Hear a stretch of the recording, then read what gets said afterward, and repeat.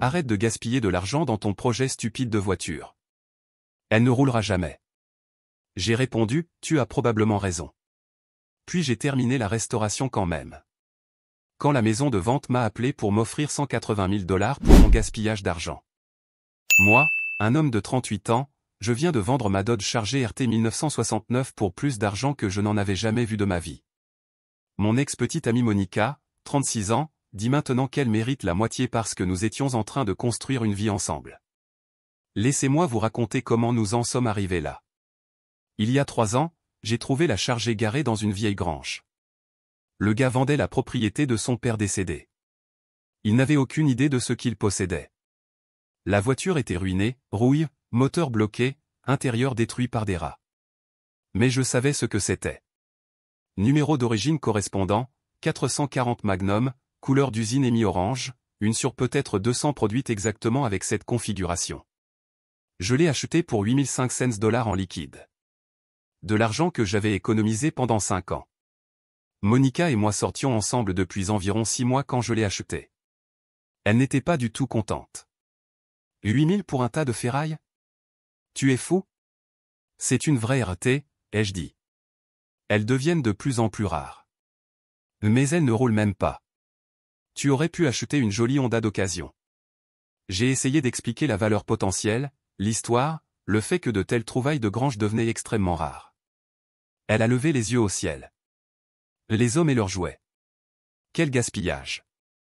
J'ai stocké la voiture dans l'atelier de mon ami Rick. Il avait de la place. Je lui ai payé 200 $ par mois pour le box. J'ai commencé à bricoler chaque week-end. La réaction de Monica était toujours de la négativité constante. Encore un samedi dans ce garage stupide.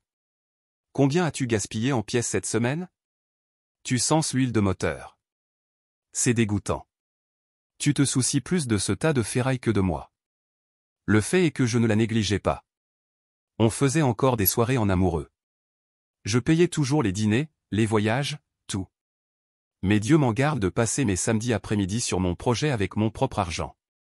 La première année a été essentiellement consacrée au démontage et à la réparation de la rouille. J'ai dépensé environ 4000 en matériaux, outils, panneaux de remplacement. Monica tenait un compte. Ça fait déjà 12 000 dans une voiture qui ne roule même pas. En fait, c'est 12 500 si on compte le stockage, disait-elle, comme si elle faisait des calculs pour un audit fédéral. La deuxième année, j'ai reconstruit le moteur. Révision complète. Piston neuf, arbre à cames, culasse, tout usiné. Encore 6 000. Monica a explosé. 18 000. Tu aurais pu acheter une vraie voiture qui fonctionne. Je disais, elle vaudra plus une fois terminée. Mais si jamais elle est terminée. Si jamais elle roule. Tu es délirant. Le point de rupture est arrivé il y a 6 mois. J'ai finalement réussi à faire démarrer la voiture. Tout sautant, mais démarrant. J'ai filmé la première mise en route après 2 ans et demi. Le 440 rugissant à nouveau. Cet échappement magnifique. J'étais ému, je ne vais pas mentir. J'ai posté la vidéo en ligne et la communauté automobile est devenue folle. Plus de 50 000 vues en une semaine. C'est là que les offres ont commencé à arriver. D'abord, un gars offrant 35 000 tel quel. Monica a vu le message. Attends, quelqu'un veut payer 35 000. Oui, mais je ne vais pas vendre. Il reste la peinture, l'intérieur, les chromes. Tu es idiot? Accepte. C'est le double de ce que tu as dépensé. Ce n'est pas pour l'argent, Monica. C'est pour finir ce que j'ai commencé. Elle m'a traité d'imbécile et n'a pas parlé avec moi pendant 3 jours. Puis est arrivé le tournant. J'ai inscrit la voiture à un rassemblement local. Après gris, intérieur à moitié monté, mais roulante. Elle a gagné le prix de la meilleure restauration en cours. Le trophée était un bout de plastique qui valait à peine 10 $. Mais Monica a vu la réaction des autres collectionneurs. Elle a vu les gens se presser autour de mon tas de ferraille. Soudain, son discours a un peu changé. Tu devrais peut-être l'évaluer pour l'assurance. Je l'avais déjà fait. Résultat, estimé à 65 000 dans l'état actuel. Sa mâchoire est tombée. 65? Tu devrais vendre maintenant. Non. Je vais la peindre le mois prochain. Avec quel argent? Avec l'argent que j'ai mis de côté. Tu te souviens de mon fonds stupide pour la voiture dont tu te moques toujours? Cette dispute a été brutale. Elle m'a accusé d'être égoïste, financièrement irresponsable, obsédé par une voiture idiote. Elle a dit que je choisissais la charger plutôt que notre avenir. Quel avenir, Monica? Celui où tu ridiculises constamment mes passions? J'essaie de t'aider à voir la réalité. La réalité dans laquelle mon tas de ferraille vaut déjà 65 000 et monte encore. Elle est partie en claquant la porte. Nous n'avons pas rompu ce soir-là, mais c'était déjà en marche. 2 semaines plus tard, j'ai découvert la véritable raison de sa colère. Mise à jour 1. La peinture a été ce qui nous a séparés, mais pas de la manière que vous imaginez. J'avais mis de côté 12 000 pour une peinture et une carrosserie professionnelle. Restauration complète de la carrosserie, ajustement parfait des panneaux, finition de niveau exposition dans la couleur d'origine et mi-orange. Monica a trouvé la facture de l'atelier sur mon bureau. 12 000 pour de la peinture? C'est une restauration complète de carrosserie, pas juste une peinture. C'est insensé.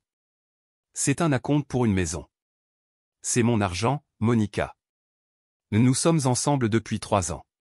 Quand vas-tu commencer à penser à nous au lieu de cette voiture? Voici ce que je ne savais pas, Monica disait à ses amis et à sa famille que nous économisions pour acheter une maison ensemble, que mes économies étaient nos économies. Elle regardait des bagues sur Pinterest, planifiait un futur avec de l'argent qui n'était pas le sien. Monica, nous n'avons jamais parlé d'acheter une maison ensemble. Parce que tu es trop occupée à jouer au mécanicien, mais quand nous se marier? Qui a parlé de mariage? L'expression sur son visage, c'était comme si je lui avais donné une gifle. 3 ans, Daniel. 3 ans. Et pendant 3 ans, tu n'as rien fait d'autre que critiquer mon projet. Ce n'est pas un projet quand tu as déjà dépensé 30 000 $. En réalité, 32 000. Et maintenant, il vaut plus du double. Elle a fait ses valises ce soir-là. Mais c'est là que ça devient intéressant. Elle n'a pas tout emporté. Elle a laissé des vêtements, des bijoux, du maquillage. Je lui ai envoyé un message à ce sujet. Je viendrai les chercher plus tard. J'ai besoin de temps pour digérer. Très bien, peu importe. J'avais une voiture à finir. Le travail de peinture a pris 3 semaines. Quand je l'ai récupérée, c'était parfait. Absolument parfait. Une finition de niveau exposition. Mieux que d'usine. J'ai posté des photos en ligne. On aurait dit qu'elle venait de sortir de la chaîne de production en 1969. C'est alors que Barrett Jackson m'a contacté. Pour ceux qui ne connaissent pas, Barrett Jackson est l'une des principales maisons de vente aux enchères de voitures de collection. Ils voulaient m'a charger pour leur prochain événement. Ils ont dit que des voitures comme la mienne, des restaurations dûment documentées de muscles cars rares, rapportaient beaucoup d'argent. J'étais curieux, alors j'ai envoyé la documentation. Chaque reçu, chaque photo, chaque numéro de pièce, l'histoire de la trouvaille dans la grange. 3 ans de travail documenté. Ils ont appelé le lendemain. Sur la base des ventes récentes et de la qualité de la restauration, nous estimons entre 150 000 et 180 000 $. J'ai failli laisser tomber le téléphone. 180 000. J'ai accepté la consignation. La vente aurait lieu dans 6 semaines. C'est alors que Monica est réapparue. Mise à jour 2. Monica est arrivée à l'atelier de Rick pendant que je préparais la charger pour la vente. Elle était différente. Vêtements de luxe, mèches fraîchement faites, maquillage impeccable. Elle était accompagnée d'un type. Grand, en costume. Daniel, nous devons parler. Monica, ça fait 2 mois. Tu viens chercher tes affaires? Voici mon cousin Trevor. Il est avocat. Un avocat dans l'atelier avec Monica. Ça promettait. Trevor s'est avancé avec une mallette. Monsieur Carter, ma cliente m'a engagé pour discuter de la répartition équitable des biens accumulés pendant votre relation. J'ai vraiment ri. Quel bien? On sortait ensemble, on n'était pas mariés. Le visage de Monica s'est durci. Cette voiture, Daniel. Je t'ai soutenu pendant 3 ans pendant que tu la construisais. Tu m'as soutenu? Tu te moquais de moi tous les jours. Je payais les courses, les dîners. Je contribuais à notre vie pendant que toi, tu dépensais tout dans cette voiture. On partageait les courses à moitié. J'ai 3 ans de preuves sur Venmo et je payais la plupart des dîners. Trevor a sorti des papiers. Ma cliente s'en souvient différemment. Elle a documenté du travail émotionnel, des contributions domestiques et des coûts d'opportunité. Coûts d'opportunité. Monica a pris la parole. J'aurais pu fréquenter quelqu'un qui voulait vraiment un avenir. À la place, j'ai investi 3 ans en toi. Rick, que Dieu le bénisse, essayait de ne pas rire dans le fond. Monica, tu vivais dans mon appartement. Je payais le loyer. Tu contribuais $400 par mois pour les factures et les courses. Rien de plus. J'ai aidé avec la voiture. Nomme une seule chose que tu as faite. Je t'ai donné un soutien émotionnel. Tu l'appelais l'état de ferraille littéralement hier sur Instagram. Oui, j'avais vu ces publications. Des trucs amers sur les hommes qui aiment les voitures plus que les femmes et j'ai échappé à une balle avec ce mécanicien de pacotille. Trevor a réessayé. Monsieur Carter, le Michigan reconnaît le palimony dans certaines circonstances. Nous n'avons jamais officiellement vécu ensemble. Elle avait son propre appartement. Elle passait juste beaucoup de temps ici. Elle avait une clé. Tout comme mon voisin, pour nourrir mon chat quand je voyage. Monica devenait désespérée. Cette voiture vaut presque 200 000. Tu n'aurais jamais pu y arriver sans moi. Ah comment? En quoi tu as aidé? Donne un exemple concret. J'ai fait des sacrifices pendant que tu passais tous les week-ends dans ce garage. J'ai attendu. Personne ne t'a demandé d'attendre. En fait, tu passais ces week-ends avec tes amis, à dépenser dans des vignobles et à poster à ce sujet. J'ai les captures d'écran Instagram. Alors elle a sorti ce qu'elle pensait être sa carte maîtresse. Je suis enceinte. Un silence de mort est tombé sur l'atelier. Rick a laissé tomber une clé anglaise. Quoi? Je suis enceinte, Daniel. 6 semaines. J'ai fait le calcul rapidement. Monica, j'ai fait une vasectomie il y a 5 ans. Son visage est devenu livide. Trevor s'est mis à tripoter nerveusement ses papiers. Ça ne. Vous mentez. J'ai la documentation dans mon pick-up.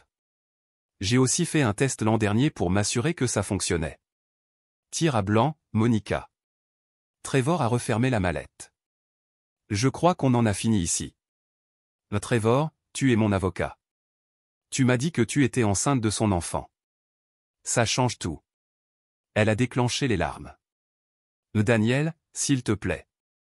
J'ai fait une erreur, mais on est restés ensemble 3 ans. Ça doit compter pour quelque chose. Oui. Ça compte. Ça compte comme 3 ans où tu as rabaissé ma passion pendant que tu planifiais de dépenser l'argent que j'ai gagné. Elle a tenté une autre approche. Je vais rendre ça public. Dire à tout le monde que tu m'as utilisé et jeté une fois devenu riche. Vas-y. J'ai 3 ans de messages où tu appelles mon projet stupide, inutile et une perte d'argent. Sans parler de ce post de la semaine dernière où tu me traites de mécanicien fauché de pacotille. Elle est partie furieuse. Trevor a marmonné des excuses et l'a suivi. Je pensais que c'était fini. Pas du tout. Mise à jour 3. Monica a attaqué de front. Elle a appelé ma mère. Elle lui a dit que je l'avais abandonnée enceinte. Maman m'a appelé paniquée jusqu'à ce que je lui explique la situation de la vasectomie.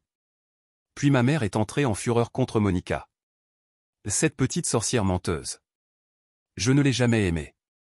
Ensuite, Monica a essayé d'appeler mon assurance. Elle a appelé l'assureur en se faisant passer pour ma femme, essayant d'obtenir des informations sur la police du chargé. Ils m'ont appelé pour confirmer et j'ai demandé à bloquer le compte. Mais le sommet du désespoir est arrivé quand elle est apparue au preview des de Barrett Jackson. J'étais là avec le chargé, en train de discuter avec des acheteurs potentiels.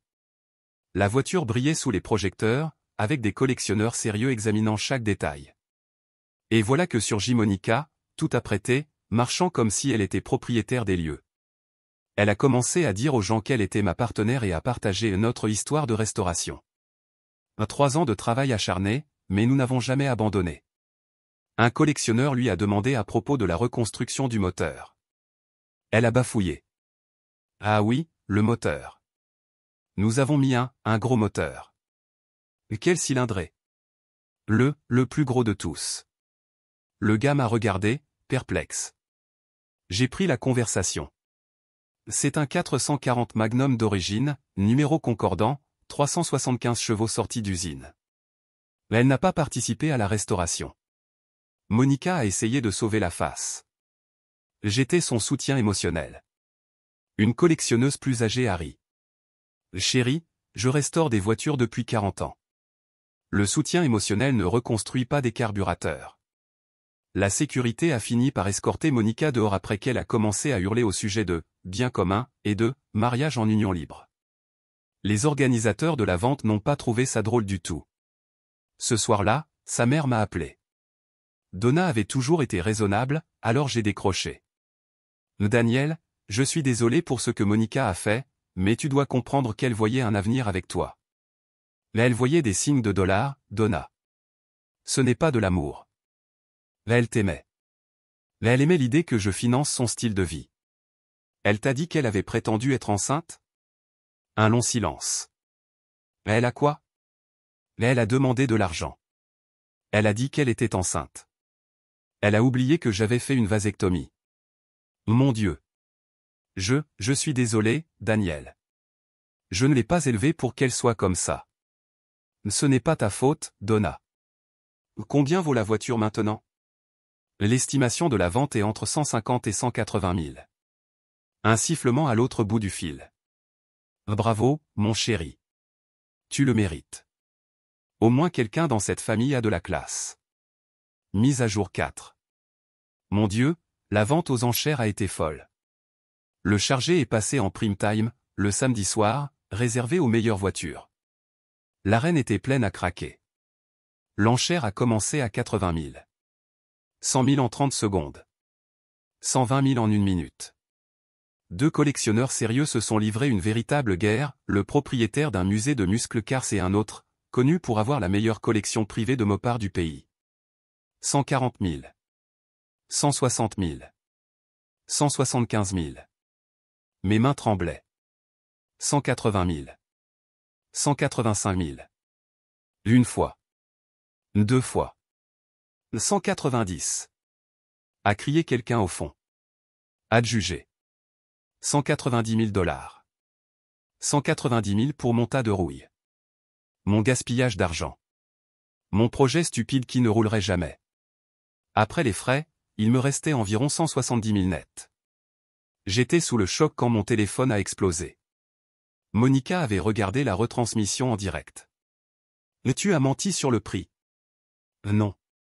L'estimation était de 150 à 180. Ça a juste dépassé. Je mérite la moitié. La moitié de quoi? De ma voiture que j'ai achetée avec mon argent et restaurée avec mon travail? Je vais te poursuivre. Bonne chance. Et elle a essayé. Elle a vraiment essayé. Mise à jour finale. Monica a intenté une action au tribunal des petites créances, réclamant le maximum, 10 000 $. Motif, enrichissement injuste et rupture de contrat implicite. Je me suis présenté avec un dossier rempli de preuves, 3 ans de reçus montrant que j'avais tout payé pour la voiture, capture d'écran d'elle appelant le projet inutile, les papiers de ma vasectomie. Le juge a trouvé ça hilarant. Historique Venmo montrant que nous partagions les dépenses ménagères de façon équitable. Ces preuves à elle? Des photos de nous ensemble et un cahier manuscrit avec des dépenses supposées, mystérieusement sans reçu. Le juge a mis 5 minutes. Madame, vous sortiez ensemble. Il possédait déjà la voiture avant de vous connaître. Il a payé toute la restauration. Vous n'avez aucun droit. Affaire classée. Mais ce n'est pas tout. Elle racontait partout qu'elle était enceinte pour susciter de la sympathie. La rumeur est arrivée jusqu'à son vrai petit ami. Oui, elle avait commencé à sortir avec un autre juste après notre rupture. Elle lui avait dit que le bébé était de lui. Il a rompu en découvrant le mensonge. Sa mère m'a rappelé une dernière fois. Daniel, je suis mortifié. Elle a admis qu'elle n'a jamais été enceinte. Elle pensait que si elle réussissait à obtenir de l'argent de toi, elle impressionnerait Bradley. Bradley, le nouveau petit ami, un financier qui apparemment ne sort qu'avec des femmes riches. Je suis désolé qu'elle t'ait fait subir ça, Daniel. Le plus triste? Si elle avait été une véritable partenaire, j'aurais probablement partagé une partie du bénéfice avec elle. J'aurais probablement acheté une voiture pour elle ou remboursé son prêt étudiant. Mais elle a montré qui elle était vraiment. Quant à moi, j'ai remboursé ma maison, investi la majeure partie et acheté un autre projet, une Plymouth Cuda 1970 qui a besoin de tout. J'ai déjà commencé à documenter la restauration. Ma nouvelle copine, Anna, trouve ça génial. Elle apprend même à souder pour m'aider sur les planchers. Le week-end dernier, elle m'a surpris avec un catalogue de pièces qu'elle avait elle-même recherchées et classées par priorité. Voilà la différence entre une partenaire et un parasite. Monica poste toujours des mêmes amers sur les hommes qui aiment les voitures plus que les femmes. La dernière nouvelle que j'ai eue, c'est qu'elle essayait de sortir avec un type de la crypto qui conduit une BMW en leasing. Bonne chance avec ça. Le charger? L'acheteur l'a placé dans son musée avec une plaque racontant l'histoire. Il m'a envoyé des photos. Des milliers de personnes le voient chaque année. Mon tas de rouille. Mon gaspillage d'argent. Mon projet stupide qui ne roulerait jamais. Ça valait chaque centime, chaque heure, chaque dispute. Et Monica? Elle n'a rien obtenu. Sauf la réputation d'être la femme qui a essayé d'arnaquer une voiture qu'elle avait passé 3 ans à appeler inutile. Le karma a un émis et il tourne parfaitement. Eddie, comme beaucoup l'ont demandé, oui, j'ai encore toutes les photos de la restauration et j'en ai même fait un livre de table basse. Et oui, la nouvelle Cuda avance bien. Anna et moi documentons tout. Elle a même ouvert un compte Instagram juste pour le projet. Ses soudures sont déjà meilleures que les miennes la première année. Ah, et Monica a essayé de me contacter la semaine dernière pour parler de clôture. Je lui ai envoyé la photo de la plaque au musée. C'est la clôture dont elle a besoin. Commentaire Madame Reddit. C'est drôle comme la voiture a commencé en étant un tas de roues inutiles et a fini par valoir 190 000 $, alors que Monica a commencé comme l'amour de sa vie et a fini par valoir moins qu'une BMW en leasing d'un crypto-boy.